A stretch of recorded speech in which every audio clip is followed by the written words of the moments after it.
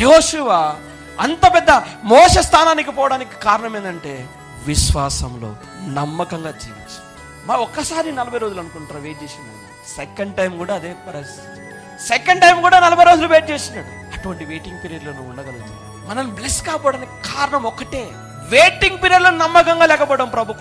ప్రభు కోసం ప్రాణం పెట్టేంత ప్రేమ మన లోపల ఉందంటాం, కానీ ప్రభుకు వెయిట్ చేయడానికి మనకు అక్కడ వెయిటింగ్ పీరియడ్లో అక్కడనే అలసిపోతాం.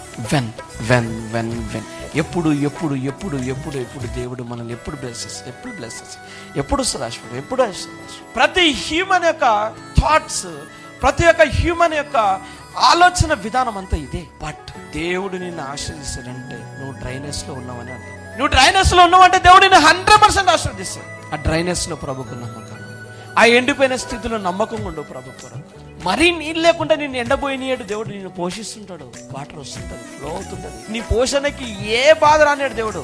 నువ్వు అనుకున్న గొప్ప స్థాయికి పోవాలంటే మాత్రం ఈ సీజన్ నమ్మకంగా ఉండవు. ఫ్రూట్ఫుల్ సీజన్లోకి అడుగు.